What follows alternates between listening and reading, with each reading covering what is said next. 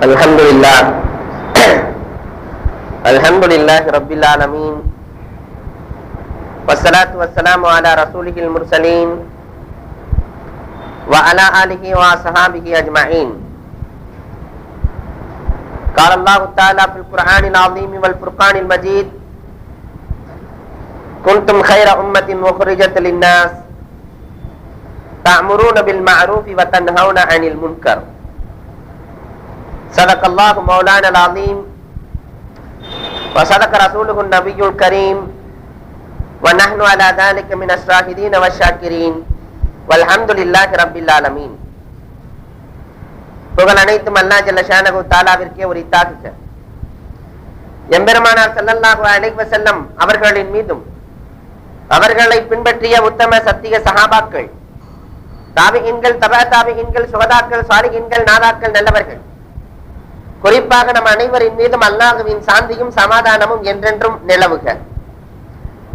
அன்புக்கும் இறைநேசத்திற்கும் உரைத்தான் அல்லாஹ்வின் நல்லடியார்களே, அல்லாஹ் ஜல்ல ஷானஹு தஆலா மனிதனை உயர்ந்த சமுதாயமாக படைத்து அதில இரண்டு பிரிவுகளாக அல்லாஹ் மனிதனை ஆக்கியிருக்கிறார். ஒன்று ஹிஸ்புல்லா, இன்னொன்று ஹிஸ்பு ஷைத்தான். அல்லாஹ்வின் பட்டாளங்கள் என்ற ஒரு பார்ட்டியை அல்லாஹ் ஏற்படுத்தி இருக்கிறான். ஷைத்தானின் பட்டாளங்கள் என்ற ஒரு பார்ட்டியை அல்லாஹ் ஏற்படுத்தி இருக்கிறான். ஏற்படுத்திய அல்லாஹ் சமுதாயத்திலேயே சிறந்த சமுதாயமாக உம்மத்தே முஹம்மதியா வை அல்லாஹ் தஆலா ஆக்கி, பெருமானாரினுடைய சமுதாயம் தான் சிறந்த சமுதாயம் என்று ஆக்கி, அவர்கள் சிறப்பானதற்கான காரணம் என்ன தெரியுமா? அதையும் அல்லாஹ் சொல்லுகிறான். உம்மத்தே முஹம்மதியா எப்பொழுது உயர்வடைவார்கள், சிறப்படைவார்கள், அந்தஸ்தை எய்வார்கள் என்பதை பற்றி அல்லாஹ் சொல்லுகிற பொழுது, தஅமுரூன பில் மஅரூஃபி வ தன்ஹவுன அனில் முன்கர், நல்லதை அவர்கள் ஏவுகிற பொழுது, தீமையை அவர்கள் தடுக்கிற பொழுது சிறந்த சமுதாயம் என்கிறான் அல்லாஹ். வெறுமனே சிறந்த சமுதாயமாக ஆக முடியாது. நன்மைகளை ஏவி ஆக வேண்டும், தீமைகளை தடுத்து ஆக வேண்டும். இவர்கள் தான் உயர்ந்தவர்கள். பெருமானார் ஸல்லல்லாஹு அலைஹி வஸல்லம் அவர்கள் ஒரு ஹதீஸிலே சொல்லுவார்கள், ஒரு காலம் வரும், பெருமானார் துல்லியமாக சொன்ன கண்மணி நாயகம் ஸல்லல்லாஹு அலைஹி வஸல்லம் அவர்கள் சொல்லுகிற பொழுது சொன்னார்கள், இதா தகா நிசாஉக்கும், உங்களிலே பெண்கள் வரம்பு மீறுவார்களேயானால், காலத்துல பெண்கள் வரம்பு மீறி விடுவார்கள். எல்லாம் பெண்களின் ஆதிக்கமாகத்தான் இருக்கும். நாடாக இருக்கட்டும், வீடாக இருக்கட்டும், எங்கு பார்த்தாலும் ஒரே பெண்ணினுடைய பிரச்சனையாகத்தான் தெரியும். இப்படி ஒரு காலம் வரும். ஒருவன் அழகாக கூட எழுதுவான். இன்றைய நாட்டு நடப்பை எழுதுகிற பொழுது எழுதுகிறான். ஒருவரை போலீஸ்காரர் பிடிக்கிறார். லைசன்ஸ் இருக்கிறதா என்று கேட்கிறார். இல்லை என்கிறான். 100 ரூபாயை எடுத்து அந்த வண்டிக்கு சொந்தக்காரன் நீட்டுகிறான், வாங்க மறுக்கிறார். உடனே அவன் பயன்படுத்திய வார்த்தை என்ன? நம்மை போன்றவர்கள் பயன்படுத்துவார்கள், எனக்கு ஐஜியை தெரியும் என்றான். இதெல்லாம் 10-20 வருடத்திற்கு முன்னால் உண்டான டைலாக். இதெல்லாம் தேவையில்லை. ஐஜியை தெரியும் என்றாலும், யாரை தெரியும் என்றாலும் நான் விடப்போவதில்லை என்று சொல்லுகிற பொழுது உடனே அடுத்ததாக அவன் பயன்படுத்திய வார்த்தை, எனக்கு ஜெய டேஸ் தெரியும். அப்படியானால் நீ போய்விடு. சமுதாயத்தினுடைய நிலைமை இன்றைக்கு எந்த லெவலிலே நின்று கொண்டிருக்கிறது? ஒரு பக்கம் பார்த்தால் காஞ்சியினுடைய பிரச்சனை, இன்னொரு பக்கம் பார்த்தாக்க சிவகாசி பிரச்சனை. இரண்டுக்கும் என்ன வித்தியாசம் என்று பார்க்கிற பொழுது, காஞ்சியை பொறுத்தவரை போலீஸ்காரர்களுடைய பிடியிலே அவன் இருக்கிறான். போலீஸ்காரர்கள் எல்லாம் ஒரு பெண்ணினுடைய பிடியிலே இருக்கிறார்கள். இதுதான் இன்றைக்கு நாட்டின் பிரச்சனை. பெருமானார் 1400 ஆண்டுகளுக்கு முன்பதாகவே சொல்லிவிட்டார்கள், இதா தகா நிசாஉக்கும், பெண்களினால் புரட்சி துவங்க ஆரம்பிக்குமேயானால்,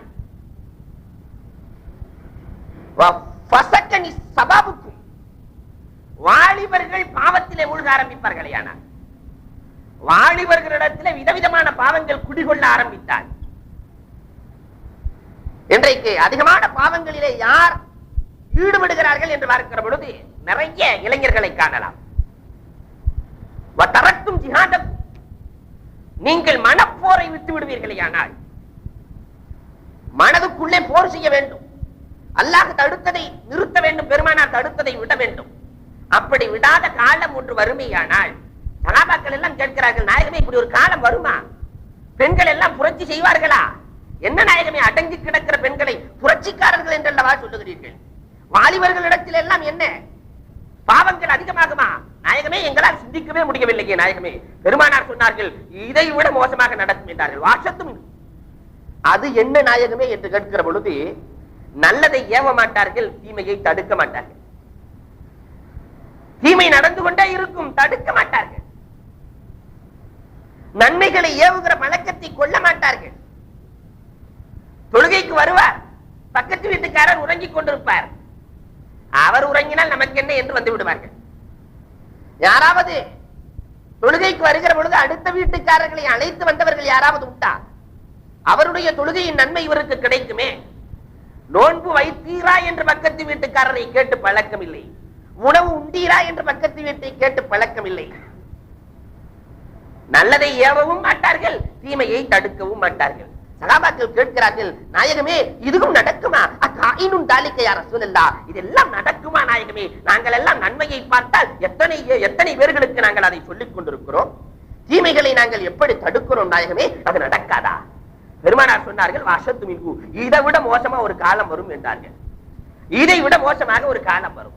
என்ன என்று சகாபாக்கள் கேட்கிற பொழுது சொன்னார்கள், அந்த காலத்துல தீமைகளை நன்மைகளாக நினைத்து செய்வார்கள், நன்மைகளை எல்லாம் தீமைகளாகவே நினைத்துக் கொள்வார்கள்.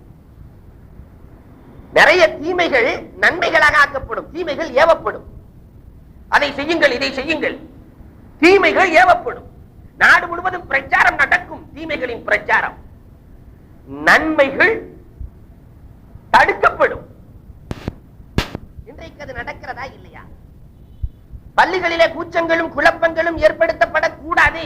பெருமானார் கண்டித்திருக்கிறார்கள், அமல்கள் அளிக்கப்படும் என்று சொல்லி இருக்கிறார்கள். ஆனால் பள்ளிதோறும் பிரச்சனை, தொழுகையை முடித்து விட்டால் பிரச்சனை. அமல்களை எல்லாம் இங்கு வாரத்திற்கு ஒரு நாள் வந்து அமல் செய்கிறோம். அந்த ஒரு நாள் அமலை கூட பள்ளியிலிருந்து வெளியேறுவதற்கு முன்பதாக அழித்து விட்டு சொல்லுகிறோம். பள்ளியிலிருந்து படிக்கட்டிலே கால் வைக்கிற பொழுது நன்மைகள் வேண்டும். அல்லாஹும் அஃப்தஹ்லி அப்வாப ரஹ்மத்திக்க, யா அல்லாஹ் ரஹ்மத்தினுடைய பாபுகள் அனைத்தையும் எனக்கு திறந்து கொடு என்று கேட்கிற நாம் செல்லுகிற பொழுது அத்தனை ரஹ்மத்தையும் வாங்கிக் கொண்டு அங்கே வெராண்டாவிலே சண்டையிட்டு ரஹ்மத்தை எல்லாம் கொடுத்து விட்டு நன்மைகளை எல்லாம் அழித்து விட்டு பூஜ்ஜியமாக செல்லுகிற சூழலில் அல்லவா நாம் இருக்கிறோம். பெருமானார் அன்றே சொன்னார்கள். சஹாபாக்கள் கேட்கிறார்கள், இப்படியும் நடக்குமா நாயகமே என்று கேட்கிற பொழுது பெருமானார் ஸல்லல்லாஹு அலைஹி வஸல்லம் அவர்கள் சொல்லுகிறார்கள், இதை விட மோசமாக ஒன்று இருக்கும், இதை விட மோசமாக வரும்.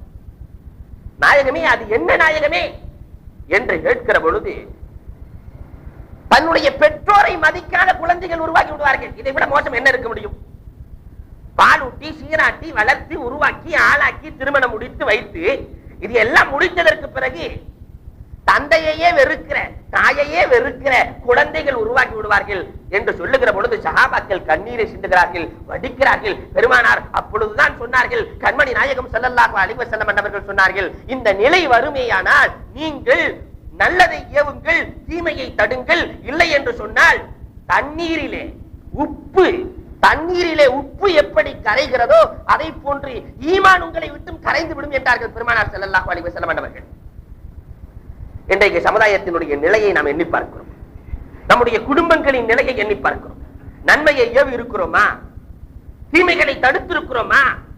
அபூபக்கர் சித்திக் ரலியல்லாஹு தஆலா அன்ஹு சொல்லுவார்கள், குத்பா பிரசங்கம் நடத்தி கொண்டிருக்கிற பொழுது சொல்லுகிறார்கள், கண்மணி நாயகம் ஸல்லல்லாஹு அலைஹி வஸல்லம் சொல்ல நான் கேட்டிருக்கிறேன், எந்த சமுதாயம் நன்மையை ஏவவில்லையோ தீமையை தடுக்கவில்லையோ அந்த சமுதாயத்திற்கு அல்லாஹ் அழிவை கொடுத்து விடுவான், சமுதாயம் அழிய ஆரம்பித்து விடும். அதோடு மட்டுமல்லாமல் துஆக்கள் ஏற்றுக்கொள்ளப்படாது என்றார்கள் அபூபக்கர் சித்திக் ரலியல்லாஹு தஆலா. நம்ம நிறைய துஆக்களை செய்கிறோம், எனக்கு அது வேண்டும் இது வேண்டும் யா அல்லாஹ் என்றெல்லாம் துஆக்களை செய்கிறோமே, இந்த துஆக்கள் ஏற்கப்பட வேண்டுமானால் நன்மையை ஏவ வேண்டும், தீமையை தடுக்க வேண்டும். அப்படி நாம் செய்தால் என்ன கிடைக்கும்? நன்மையை ஏவி தீமையை தடுத்தால் நமக்கு என்ன கிடைக்கும்? அதையும் பெருமானார் சொல்லி இருக்கிறார்கள், அல்லாஹ் ஹிக்மத்தை கொடுப்பான், அல்லாஹ் ஞானத்தை கொடுப்பான். நன்மையை ஏவி தீமையை தடுக்கிற பொழுது அல்லாஹு தஆலா அறியாத புறத்திலிருந்து நமக்கு ஞானத்தை கொடுப்பான். அலியுன் கர்ரமல்லாஹு வஜ்ஹஹு அவர்களுடைய வரலாறுகளை புரட்டி பாருங்கள். தீமை என்று இருந்தால் உடனே தடுத்து விடுவார்கள். அதனால் அல்லாஹ் அவர்களுக்கு கொடுத்த பரிசு உலகத்திற்கு வழிகாட்டியாக அல்லாஹ் மாற்றினார். ஒரு பிரச்சனை வருகிறது அலி இடத்திலே, நம்மிடத்திலே அந்த பிரச்சனை வந்தால் நாம் என்ன செய்வோம் என்பதை எண்ணி பார்க்க வேண்டும். அலி இடத்திலே ஒரு பிரச்சனை. என்ன பிரச்சனை? 3 பேர்கள் பயணத்தில் இருக்கிறார்கள். 2 பேர்களிடத்திலே ரொட்டி இருக்கிறது, ஒருவரிடத்திலே இல்லை. ஒருவரிடத்திலே 5 ரொட்டி இருக்கிறது, ஒருவரிடத்திலே 3 ரொட்டி இருக்கிறது, ஒரு தட்டு ஒண்ணு இல்லை. 3 பேரும் சேர்ந்து சாப்பிடுகிறார்கள். எல்லோரும் சாப்பிட்டதற்கு பிறகு ரொட்டி யாரிடத்தில் இல்லையோ அவர் 8 ரூபாயை கொடுக்கிறார். 8 திர்கத்தை எடுத்து கொடுத்துட்டார், நீங்க பிரித்துக் கொள்ளுங்கள் என்று. 5 ரொட்டிக்காரர் அதை வாங்கி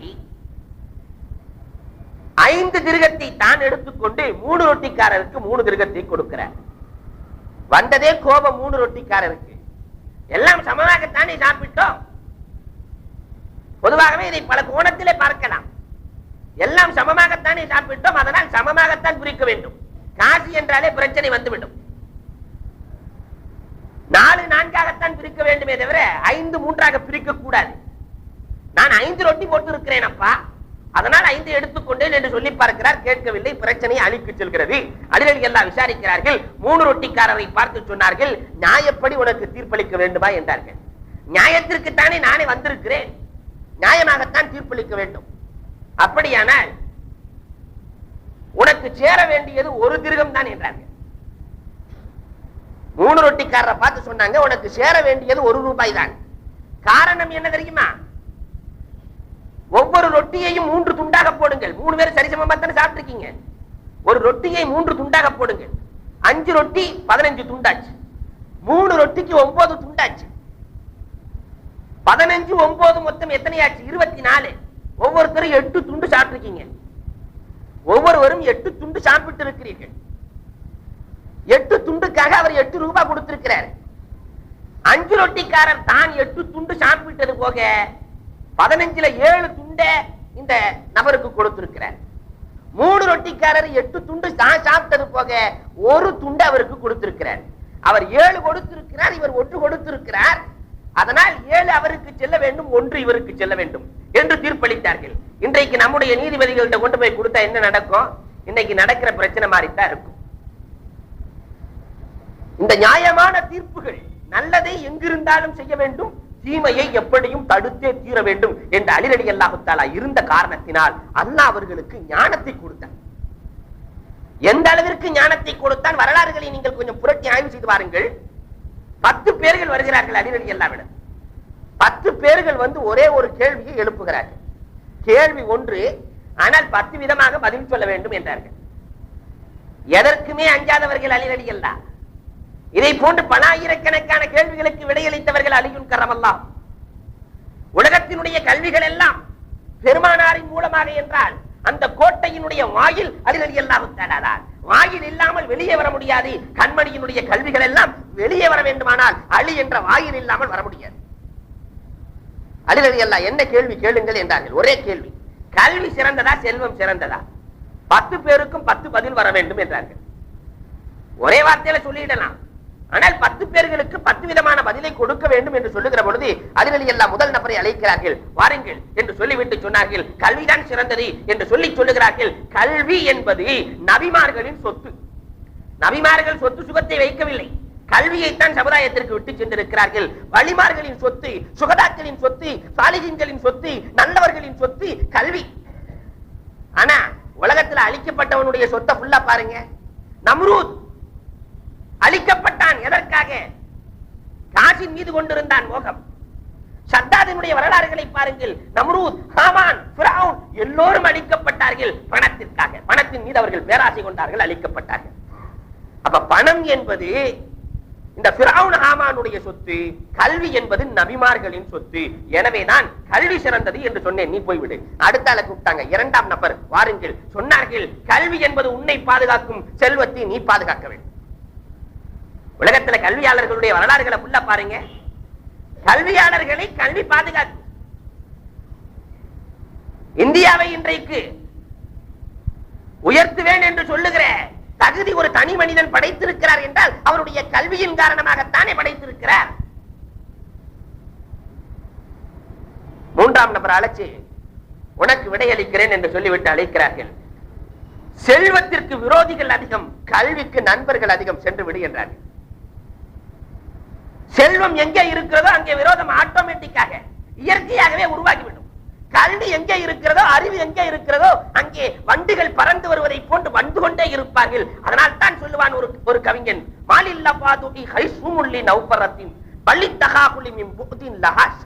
என்று சொல்லுகிறார். கல்வி இருக்கிறதே, கல்வி என்பது தாமரை போன்றது. தாமரை போன்றது. தாமரைக்கு அருகிலே தவளைகள் இருக்கிறது. அந்த தவளைகளால் தாமரையினுடைய தேனை உறிஞ்ச முடிவதில்லை. ஆனால் எங்கோ இருக்கிற வண்டு கூட்டங்கள், தேனீக்கள் பறந்து வந்து தாமரையினுடைய தேனை அருந்தி செல்லுகின்றன. இதை போன்றுதான் கல்வி எங்கே இருக்கிறதோ அங்கு பறந்து விரைந்து வந்து கல்வியை பருகி செல்லுவார்கள். நண்பர்கள் வந்த வண்ணம் இருப்பார்கள் என்று சொல்லி காட்டுகிறான். கல்விக்கு நண்பர்கள் அதிகம், செல்வத்திற்கு விரோதிகள் அதிகம், சென்று விடு என்றார்கள். அலியுன் கர்ரமல்லாஹு வஜ்ஹு கண்டவர்கள் அடுத்து அழைக்கிறார்கள். நான்காம் நபரை அழைத்து சொன்னார்கள், கல்வி இருக்கிறதே அது கொடுக்க கொடுக்க அதிகரிக்கும், செல்வம் கொடுக்க கொடுக்க குறைந்து விடும். கல்வியை எத்தனை பேருக்கு கொடுத்தாலும் அது நீங்காது, அதிகமாகிக் கொண்டே இருக்கும். ஆனால் செல்வம் அப்படி அல்ல. பல கோடி இருக்கிறது என்று சொன்னால் அதுல ஒரு கோடியை கொடுத்தாக்கா முடிஞ்சு, அழிந்து விடும், நீயும் சென்று விடும். ஐந்தாம் நபரை அழைக்கிறார்கள். அலி ரலியல்லாஹு தஆலா அழைத்து சொல்லுகிறார்கள், மாறும் என்று சொன்ன அலி, செல்வம் இருக்கிறதே கஞ்சத்தனத்தை உருவாக்கும், பணம் கல்வி இருக்கிறதே தயாளத்தனத்தை உருவாக்கும். காசு ஜேப்புல வந்துருச்சுன்னு சொன்னாவே கஞ்சத்தனம் இயற்கையாகவே உருவாக்கி விடுகிறதே. என்னிடத்திலே பணம் இருந்தால் அப்படி செய்வேன் இப்படி செய்வேன் என்று ஒரு காலத்திலே பேசியவர்கள் பணம் வந்ததற்கு பிறகு கையை அல்லாஹ் தஆலா சொல்லுகிற பொழுதே சொல்வார் ரொம்ப அழகாக, குர்ஆனை ரசிக்க வேண்டிய வேதம் அல் குர்ஆன், வலா தஜஅல் மஅலூலத்தன் அலா உனுகிக்க, இப்படி கத்துக்குவாங்க. ஜேப்பை யாராவது பார்த்தா என்ன செய்யறது? வலா தஜஅல் மஅலூலத்தன் அலா உனுகிக்க. அல்லாஹ் சொல்லுகிற பொழுதே ரொம்ப நயம்பட பேசுவாள். செல்வம் வந்து விட்டால் இந்த வேலையை செய்ய ஆரம்பித்து விடும். கல்வி இருக்கிறதே தயாளத்தன்மை. 4 விஷயம் தெரிந்தது என்று சொன்னால் அதை ஒரு 400 பேருக்காவது சொல்லிடுவாங்க. ஆறாம் நபரை அழைக்கிறார்கள். செல்வம் என்பது கல்வர்களால் கவரப்படக்கூடியது. செல்வம் எங்கே இருக்கிறதோ அங்கு திருடன் பார்த்து கொண்டே இருப்பான். திருடன் என்று சொன்னால் அது பல வகையான திருடர்களையும் எடுத்துக்கொள்ளும். செல்வம் எங்கே இருக்கிறதோ அங்கு திருடர்களுக்கு வேலை உண்டு. ஆனால் கல்வியை எந்த கல்வர்களாலும் கவர முடியாது, சென்று விடு என்றார்கள். கல்வியை எப்படி கவர முடியும்? கல்வியை போய் எடுக்க முடியுமா? ஏழாம் நபரை அழைத்து சொல்லுகிறார்கள், கல்வி சிறந்தது காரணம் கால ஓட்டத்தால் செல்வம் என்பது கால ஓட்டத்தால் அழிந்து விடும் அல்லது அழிக்கப்படும். உலகத்தினுடைய நியதி இதுதான். ஒரு காலத்துல ஓகோ என்று இருந்தவர்கள் எல்லாம் செல்வத்தால் ஒன்னு அழிந்து போனார்கள் அல்லது அழிக்கப்பட்டார்கள். ஆனால் கல்வி இருக்கிறதே அது அழியவும் அழியாது, அழிக்கவும் படாது. அல்லாஹ் ஜல்ல ஷானஹு தஆலா ஏற்படுத்தி இருக்கிற நியதி காரணம். அர்-ரஹ்மான் அல்லமல் குர்ஆன், கல்வியை கொடுத்தவன் அல்லாஹ். அல்லாஹ் அழிவதும் இல்லை, அல்லாஹ்வை அழிக்கவும் முடியாது. கல்வி அழியவும் அழியாது, அழிக்கவும் படாது. எட்டாம் நபரை அழைத்தார்கள். அலி ரலியல்லாஹு தஆலா சொல்லுகிறார்கள், கல்விக்கு செல்வத்திற்கு இரண்டிற்கு மத்தியில் உள்ள வித்தியாசம், செல்வத்திற்கு எல்லை உண்டு, அளவுண்டு, கணக்குண்டு, ஒரு வரையறை உண்டு. எப்படியா இருந்தாலும் என்ன முடிச்சிடலாம், ஒரு அளவு உண்டு. ஆனால் கல்விக்கு அளவும் கிடையாது, எல்லையும் கிடையாது, ஒரு வரையறையும் கிடையாது. கல்வி இவ்வளவுதான் என்று மட்டுப்படுத்த முடியுமா யாராவது? கல்வி இவ்வளவுதான் இருக்குது, இதுக்கு மேல கல்வியே கிடையாது என்று சொல்ல முடியுமா? உலகத்தில் இதுவரை உருவாகாத கல்வி ஒவ்வொரு நாளும் உருவாக்கி கொண்டே இருக்கிறது. அதைத்தான் அல்லாஹ் தஆலா அல் குர்ஆனிலே சொல்லுகிற பொழுது நயம்பட சொல்லுவான், 7 கடல்களையும் மையாக்கி பாருங்கள். கற்பனை செய்ய சொல்றான் அல்லாஹ், 7 கடல்களையும் மையாக்கி பாருங்கள். உலகத்தில் இருக்கிற அத்தனை மரங்களையும் எழுதுகோலாக ஆக்கி பாருங்கள். இந்த கல்வியை முடிக்க முடியுமா? கண்டிப்பாக முடிக்க முடியாது என்கிறான் அல்லாஹ் ஜல்ல ஷானஹு தஆலா. மூஸா நபியினா அலைஹிஸ்ஸலாத்து வஸ்ஸலாம் கப்பலிலே சென்று கொண்டிருக்கிற பொழுது ஒரு சிட்டுக்குருவி கப்பலில் இருந்து பறந்து போய் ஒரு சொட்டு நீரை எடுக்கிறது. சிட்டுக்குருவி எவ்வளவு நீரை குடிக்கும்? ஒரு சொட்டு நீரை எடுக்கிறது. அசந்து போய் ஆச்சரியமாக பார்க்கிறார்கள். மூஸா அலைஹிஸ்ஸலாம், யா அல்லாஹ், ஒரு சொட்டு நீரை குடிப்பதற்காக என் கப்பல்ல உட்கார்ந்து அதற்கு பிறகு கடலிலே கொத்தி குடிக்க வேண்டுமா? இது மூசாவே, இதை நான் எதற்கு காட்டினேன் தெரியுமா? எதற்கு யா அல்லாஹ் காட்டினாய்? மூசாவே, நீ சுட்டுக்குருவியை போன்றவன், என்னுடைய படைப்புல நீ ஒரு சிட்டு மாதிரி. கல்வி இருக்கிறதே இந்த கடல் மாதிரி. மூசாவே, உனக்கு கொடுத்திருக்கிற கல்வி எவ்வளவு தெரியுமா? நானே அந்த ஒரு சொட்டு நீரை போல என்கிறான் அல்லாஹ். யாருக்கு? ஒரு நபிக்கு அல்லாஹ் கொடுத்திருக்கிற கல்வி கடலில் இருந்து ஒரு சொட்டு என்று சொன்னால், அந்த ஒரு சொட்டை கடலாக ஆக்கி அதுல கிடைச்சிருக்கிற ஒரு சொட்டு தான் நமக்கு கிடைச்சிருக்கிற கல்வி. அப்ப கல்விக்கு எல்லையும் கிடையாது, அளவும் கிடையாது, முடிவும் கிடையாது, எதுக்குமே கிடையாது, சென்றுவிடும்.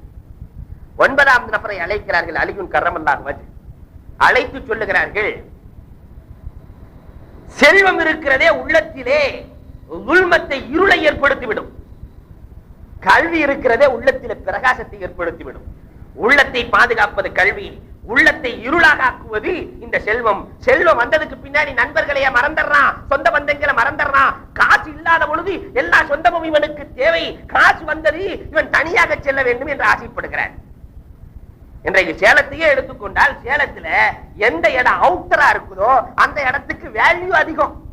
காரணம் என்னவென்று சொன்னால், எந்த பிக்கல் புடுங்களும் இல்லாமல், சொந்த பந்தங்களினுடைய அந்த தொந்தரவுகள் எல்லாம் இல்லாமல் சுகமாக ஏசி அறைகளை அமைத்துக் கொண்டு, கார்களை வைத்துக் கொண்டு உல்லாசமாக உழவி வர வேண்டும் என்று இவன் நினைத்துக் கொள்ளுகிறான். எத்தனை காலம் இப்படி உல்லாசமாக உலா வருவது? இந்த செல்வம் இருக்கிறதே இந்த வேலையை செய்துவிடும்.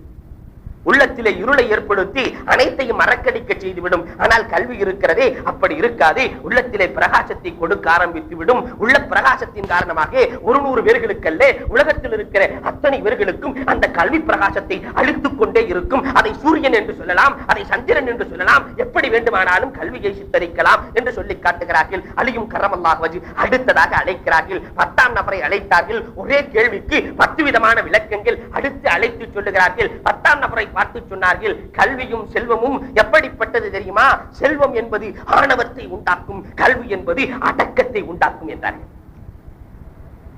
செல்வம் வந்துவிட்டாலே கொஞ்சம் காலர் உயர்ந்து கொள்ளும், அடக்கத்தை உருவாக்காது. இன்றைக்கு உலகத்தினுடைய நடைமுறை இது. ஆனால் கல்வி இருக்கிறதே இது அடக்கத்தை உருவாக்கும்.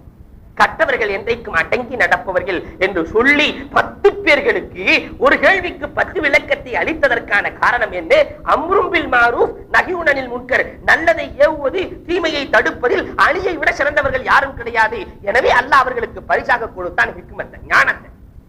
இன்னைக்கு நமக்கும் ஞானம் வேண்டும் என்றால் இதை செய்தால் ஞானம் கிடைக்கும். பெருமானார் ஸல்லல்லாஹு அலைஹி வஸல்லம் ஒரு ஹதீஸிலே இப்படியும் சொல்லி இருக்கிறார்கள், ஒரு காலம் வரும், அதுல நல்லதை ஏவ மாட்டாங்க, கெட்டதை தடுக்க மாட்டாங்க. இப்படி ஒரு காலம் வரும் என்று கேட்கிற பொழுது, சொல்லுகிற பொழுது சகாபாக்கள் எல்லாம் கேட்கிறார்கள், அது எந்த காலம் நாயகமே என்று கேட்கிறார்கள். அப்பொழுது பெருமானார் ஸல்லல்லாஹு அலைஹி வஸல்லம் சொன்னார்கள், அந்த காலத்தை பற்றி சொல்லுகிற பொழுது சொன்னார்கள், சிறுவர்களிடத்திலே அரசாட்சியை கொடுக்கப்படும். சிறுவர்கள் என்று சொன்னால் ஒருத்தனுக்கு கல்வி ஞானம் இல்லாதவர்களிடத்தில் அரசாட்சி போய் சேரும். இப்படி ஒரு காலம் வந்து விட்டால், இல்ம் இருக்கிறதே அறுத்தல், ரொம்ப மட்டமானவர்களிடத்திலே கல்வி போய் சேரும். அல் புஹ்லு ஃபீ கியாரிக்கும், நல்லவர்களிடத்திலே கஞ்சத்தனம் குடிகொள்ளும். நல்லவர்கள் எல்லாம் கஞ்சர்களாக மாறி, கல்வி எல்லாம் மோசமானவர்களிடத்திலே கல்வித்துறை கொடுக்கப்பட்டு அரசாட்சி எல்லாம் சிறுவர்களிடத்திலே செல்லுகிற காலம் வந்து விட்டால் அங்கு நன்மையை ஏவ முடியாது, தீமையை தடுக்க முடியாது என்றார்கள் அண்ணல் பெருமானார் ஸல்லல்லாஹு அலைஹி வஸல்லம். இன்றைக்கு அது நடக்கிறதா இல்லையா என்பதை நாம் எண்ணி பார்க்க வேண்டும். பெருமானார் ஸல்லல்லாஹு அலைஹி வஸல்லம் இன்னமும் பேசுகிறார்கள், பேசிக்கொண்டே இருக்கிறார்கள். சொன்னார்கள், தடுக்குதல் 3 வகையாக இருக்கட்டும் என்றார்கள். தீமையை பார்த்தா உடனே தடுத்துறணும். அந்த தடுக்குதல் 3 வகையாக இருக்கட்டும். ஒன்று, தன்னுடைய கரத்தால் தடுக்க வேண்டும். நம்முடைய குடும்பத்தில் சிறுவர்கள் இருக்கிறார்களா, குடும்ப தலைவர்களாக இருப்பவர்கள் ஒரு தீமையை பார்த்தால் அதை கரத்தால் தடுக்க வேண்டும். இன்றைக்கு சொல்வதாக ஆனால் பெண்களினுடைய பிரச்சனை, நம்முடைய வீட்டு குழந்தைகளினுடைய பிரச்சனை, மார்க்கம் என்ன சொல்லுகிறது பார்த்தீர்களா? ஒரு பெண் என்பவள் வைரத்தை விட, வைரூரியத்தை விட, மரகதத்தை விட, மாணிக்கத்தை விட மேலானவள். அதனால் அவளை வீட்டை விட்டு வெளியே அனுப்பாதீர்கள் என்று சொல்கிறது மார்க்கம். ஆனால் இன்றைக்கு இத்தனை பிரச்சனைகள் உருவாவதற்கு காரணம் என்ன? இஸ்லாமிய பெண்கள் என்று சொன்னாலே இல்லோ கயவர்களாலும் கவரப்படுகிறார்களே, அதற்கு காரணம் பர்தா இல்லை. நம்முடைய சமுதாயம் பர்தாவை விட்டு விட்டது. எது அவசியமோ அதை விட்ட காரணத்தினால் அடுத்தவர்களால் சிதைக்கப்படுகிறார்கள். இதை நாம் சொல்லி ஆக வேண்டாமா? நம்முடைய பக்கத்து வீட்டுக்காரர்கள், பக்கத்து வீட்டு பெண்கள் வெளியே இருந்தால் கண்டிப்பாக தயவு செய்து அன்பு சகோதரர்களே சொல்லுங்கள், வெளியே வராதவாறு காத்துக்கொள்ளுங்கள். கயவர்களால் கவரப்படுகிறார்கள். நம்முடைய கரத்தால் முதலிலே தடுக்க வேண்டும். பெருமானார் ஸல்லல்லாஹு அலைஹி வஸல்லம் அவர்கள் எத்தனையோ பேர்களை தடுத்திருக்கிறார்கள். அல்லாஹ் தஆலாவும் குர்ஆனிலே சொல்லுவான், 4 பேர்கள் தான் வெற்றியாளர்கள். ஈமான் கொண்டு நல்லமல் செய்து நல்லதை ஏவி தீமையை யார் தடுக்கிறார்களோ இந்த 4 சாரார்கள் தான் வெற்றியாளர்கள் என்று வல் அஸ்ர் என்ற சூராவிலே அல்லாஹ் ஜல்ல ஷானஹு தஆலா சொல்லி காட்டுகிறார். இன்றைக்கு நாம் எந்த அளவு தடுத்துக் கொண்டிருக்கிறோம், எந்த அளவிற்கு நன்மையை நாம் ஏவிக் கொண்டிருக்கிறோம் எண்ணி பார்க்க வேண்டும். நம்முடைய பெண் குழந்தைகளை காப்பது, அதுவும் குழந்தைகளை காப்பது நம்முடைய கடமை. கரத்தால் தடுத்து ஆக வேண்டும். கரத்தால தடுக்க முடியலையா, அடுத்த கட்ட நடவடிக்கையாக அல்லாஹ் தஆலா நாவால் தடுங்கள் என்கிறார். தீமைகளை நாவால் தடுங்கள். பெருமானார் ஸல்லல்லாஹு அலைஹி வஸல்லம் அவர்கள் சொல்லி காட்டுகிறார்கள். அல் குர்ஆனினுடைய வசனத்தை சொல்லி காட்டுகிறார்கள். அல்லாஹ் ஜல்ல ஷானஹு வ தஆலா மூசாவையும் ஹாரூனையும் அனுப்புகிறான் ஃபிரௌனிடத்திலே. ஃபிரௌனை கரத்தால் அடித்து தடுக்க முடியாது. அவன் வல்லமை படைத்தவன், அரசன். அதனால் சொல்லுவான் அல்லாஹ் தஆலா, கூலா லஹு கௌலல் லய்யினா, எளிமையான முறையிலே உங்களுடைய நாவை பயன்படுத்தி அவனை திருத்துவதற்கு முயலுங்கள் என்கிறான். பெருமானாரை பார்த்து அல்லாஹ் சொல்லுகிற பொழுது, உதுஉ இலா சபீலி ரப்பிக்க பில் ஹிக்மத்தி வல் மௌகிலத்தில் ஹஸனா, நல்ல முறையிலே அழகிய உபதேசத்தை கொண்டு நீங்கள் உங்களுடைய சமுதாயத்தை நல்வழிக்கு இழுத்து வாருங்கள் என்கிறான் அல்லாஹ் தஆலா. அப்ப நாவின் மூலமாக திருத்த வேண்டும். இரண்டாம் கட்டமாக பெருமானார் ஸல்லல்லாஹு அலைஹி வஸல்லத்தினுடைய காலத்திலே இது நடந்திருக்கிறது. ஒருவர் வருகிறார், கண்மணி நாயகம் ஸல்லல்லாஹு அலைஹி வஸல்லம் அன்னவர்களை பார்த்து சொன்னார், எனக்கு விபச்சாரம் செய்வதற்கு அனுமதி கொடுங்கள் நாயகமே என்றார். யாரை பார்த்து கேட்கிற வார்த்தை இது? சஹாபாக்கள் கொதிக்கிறார்கள்.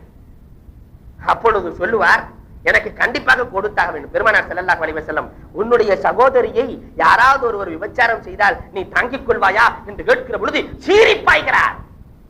அப்பொழுதுதான், நீ எந்த பெண்மணியை தொடுகிறாயோ அந்த பெண்மணி இன்னொருவனுக்கு சகோதரியாகத்தானே இருக்கும், அந்த எண்ணம் ஏன் வரவில்லை? பெருமானார் நாவால் தடுக்கிறார்கள். ஹிக்மத்தான முறையிலே கண்மணி நாயகம் ஸல்லல்லாஹு அலைஹி வஸல்லம் தடுக்கிறார்கள். நாவால் தடுக்க வேண்டும். மூன்றாவது கட்டம், உள்ளத்தால் தடுக்க வேண்டும். நாவாலும் தடுக்க முடியலையா, உள்ளத்தால் தடுக்க வேண்டும். உள்ளத்தால் எப்படி தடுக்க வேண்டும் என்று சொன்னால், நமக்கு பசி எடுத்து விட்டால், அது சுகர் பேஷண்ட்டுக்கு நல்லா தெரியும், பசி அதிகமாக அதிகமாக அவர்களுக்கு ஒரு வகையான டென்ஷன் ஏற்படும், உளப்பூர்வமான டென்ஷன் ஏற்படும், துடிப்பான், தவிப்பான். இதை போன்றுதான் சமுதாயத்திலே ஒரு அழுக்கை, ஒரு துன்பத்தை பார்த்தால் துடிக்க வேண்டும். பெருமானார் அப்படி செய்திருக்கிறார்கள். பெருமானார் ஏகத்துவத்தை வாங்கி வருகிறார்கள். 13 ஆண்டு காலமாக மக்காவிலே சொல்லிக் கொண்டிருக்கிறார்கள். யாரும் இஸ்லாத்தை ஏற்கவில்லை. பெருமானாரினுடைய உள்ளம் எப்படி இருக்கும் எண்ணி பார்க்க வேண்டும். பெருமானார் கையாலும் அவர்களை தடுக்க முடியாது, தவறை தடுக்க முடியாது. நாவால் சொல்லி பார்க்கிறார்கள், கேட்ட பாடில்லை. உள்ளத்தால் வெம்பி வெம்பி பெருமானார் ஸல்லல்லாஹு அலைஹி வஸல்லம் உள்ளத்தால் நொந்து நொந்து நூலாய் போய் பெருமானார் அழுகிறார்கள். அந்த அழுகையினுடைய குரல் தான் அரிசி தட்டுகிறது. அல்லாஹ் சொல்லுகிறான், லஅல்லக பாகிகுன் நஃப்ஸக யா ரசூலல்லாஹ், நாயகமே உங்களையே அழித்துக் கொள்வீர்கள் போல் தெரிகிறது, நாயகமே கவலையை விடுங்கள், அவன் அழிந்து போகட்டும் என்று அல்லாஹ் சொல்லுகிறான் என்று சொன்னார். அந்த அளவிற்கு பெருமானாரினுடைய உள்ளத்தால் கவலைப்பட்டார்கள். இன்றைக்கு நம்முடைய சமுதாயத்தில் உள்ளத்தால் கவலைப்படக்கூடியவர்கள் எத்தனை பேர்கள் இருக்கிறோம்? அதனால் உள்ளத்தால் கவலை கொண்டு நன்மையை ஏவ வேண்டும், தீமையை தடுக்க வேண்டும், பெண்களை நாம் பாதுகாக்க வேண்டும். பெண்கள் வெளியே வந்துவிடக் கூடாது, பெண்களை அடுத்தவர்களுடைய கண்களிலே நாம் காட்டிவிடக் கூடாது. பள்ளிகளை கண்ணியமாக பயன்படுத்த வேண்டும். பள்ளிகளிலே கூச்சல்கள், குழப்பங்கள் இருந்தால் நம்முடைய அமல்கள் அளிக்கப்பட்டு விடும். எனவே நல்லதை தீமையை தடுத்து உயர்ந்த சமுதாயமாக, உயர்ந்த உம்மத்தே முஹம்மதியாவாக வல்லோன் அல்லாஹ் நம் அனைவரையும் ஆக்கி அருள்வானாக. வாஹுரு தஅவா அல்ஹம்துலில்லாஹி ரப்பில் ஆலமீன்.